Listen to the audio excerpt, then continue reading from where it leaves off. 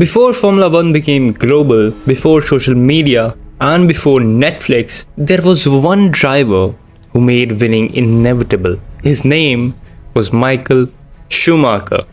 To some, he was the greatest driver ever. To others, he was ruthless, dangerous, obsessed. But no matter what people thought of him, everyone feared him. Because Schumacher didn't just win races, he changed Formula One forever. Schumacher challenges Senna on the inside. Everything was easier for him. Did what Michael was doing. Takes the lead. His ability to go right out onto the edge was something which You needed to beat. Faster and faster. We had to raise our game basically. Michael Schumacher gets his 7th Formula One World. He was the king of the castle. He was the driver that defined. Michael Schumacher, who's substituting for Bertrand Gachot in the Jordan Ford team. We gave him a run at Silverstone last week, 30 laps, and in Europe.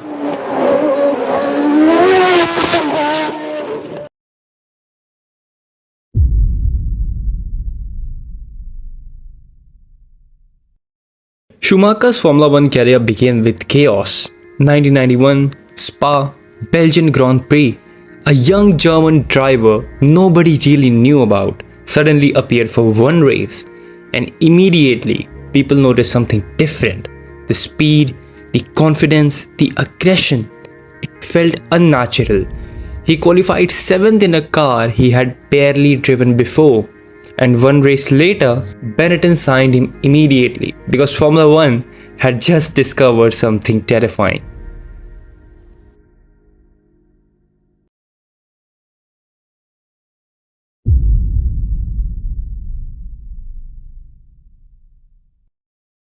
Schumacher wasn't polished.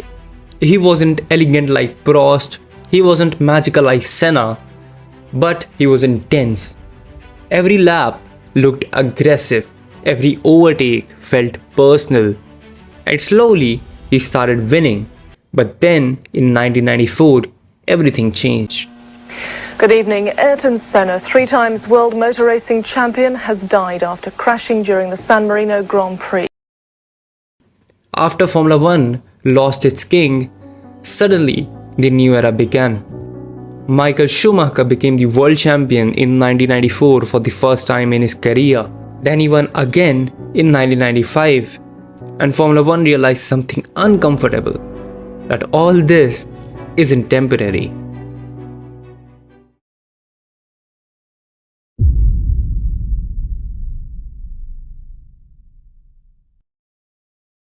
But Schumacher wasn't loved by everyone because he drove with absolute brutality.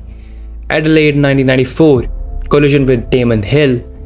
Jerez 1997, collision with Jacques Villeneuve. People questioned him constantly. Was he a genius? Or was he willing to do anything just to win? And honestly, that question became part of his legend. Because Schumacher raced like a man who was terrified of losing.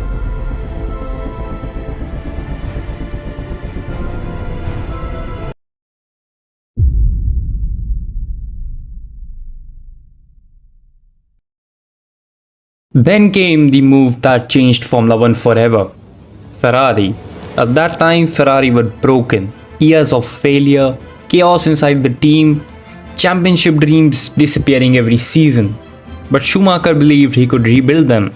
Not alone, alongside Jean Todt, Ross Brawn and Rory Byrne. Together, they created something Formula One had never seen before, an empire.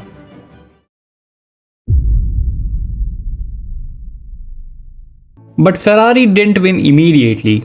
There were failures, heartbreaks, mechanical failures, lost championships, and then 1999 happened, where in Silverstone, Michael Schumacher crashed heavily and broke his leg.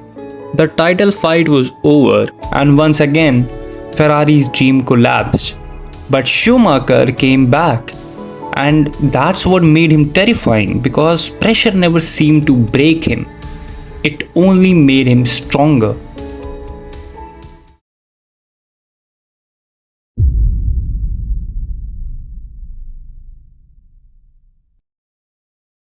Before Ferrari domination became inevitable, there was one man who could genuinely challenge Schumacher. His name was Mika Häkkinen. Calm, precise, fearlessly fast. The battles between Schumacher and Häkkinen became legendary, especially in the late 90s. Ferrari versus McLaren, red versus silver, two completely different personalities fighting at the absolute limit. And unlike many Schumacher rivalries, this one carried respect. Because Schumacher knew Häkkinen could beat him fairly. Wheel to wheel, pure pace against pure pace. Their battle at Spa 2000 became iconic.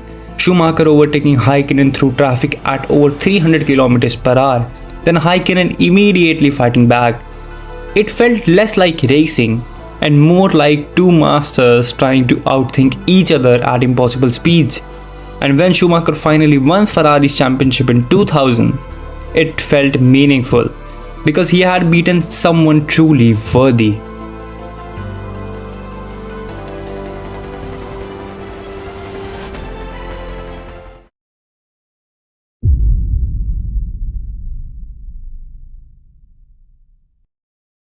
And after Schumacher won his first title with Ferrari in 2000, it was not just a normal title, it was the first time in 21 years that Ferrari had become world champions.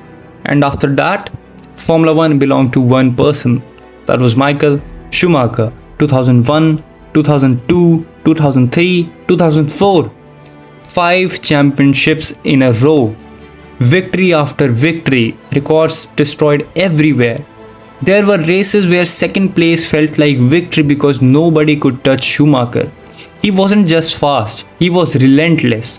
Qualifying, race pace, consistency, fitness, work ethic, everything about him felt machine-like. And Ferrari became untouchable. That in 2002, Michael Schumacher had 100% podium rate. And he's the only driver till date who has achieved this thing.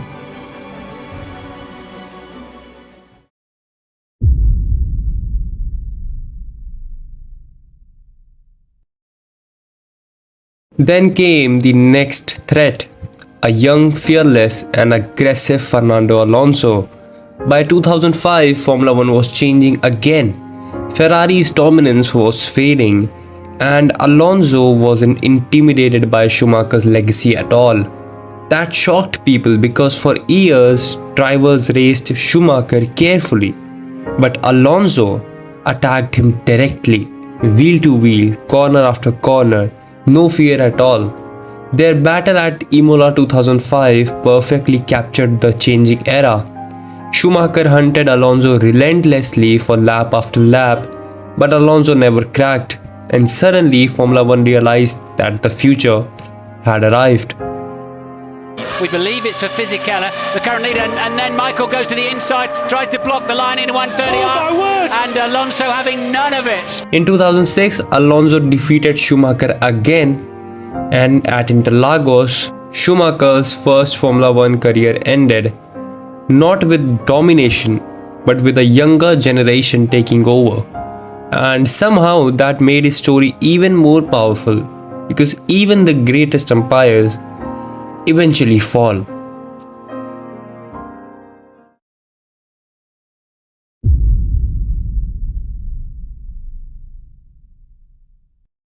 But behind the dominance, there was another side that people rarely saw. Schumacher remembered his mechanics' names. He worked endlessly with engineers. He helped build the team around him.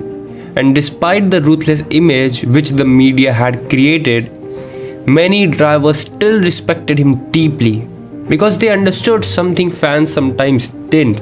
Nobody worked harder, nobody prepared harder than Schumacher. Winning consumed him completely.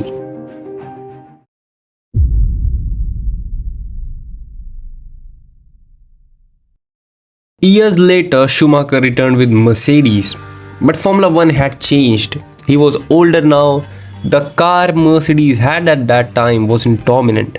And for the first time in years, Michael Schumacher looked human. Yet even then, his presence alone felt larger than the sport itself. Because legends don't disappear very easily.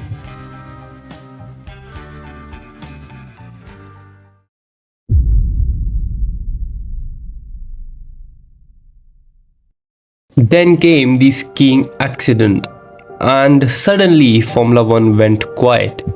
No more interviews, no more paddock appearances, no final goodbye, just silence.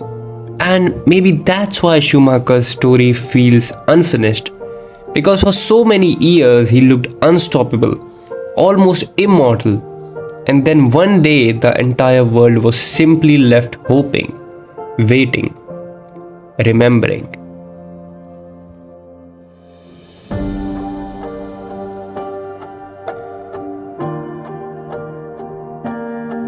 Michael Schumacher didn't just win championships, he changed what Formula One drivers could be: more disciplined, more prepared, more relentless. He transformed Ferrari into an empire. He inspired an entire generation, and whether people loved him or hated him, everyone remembers him. Because Formula One has had many champions, but very few drivers have changed the sport itself. Michael Schumacher did.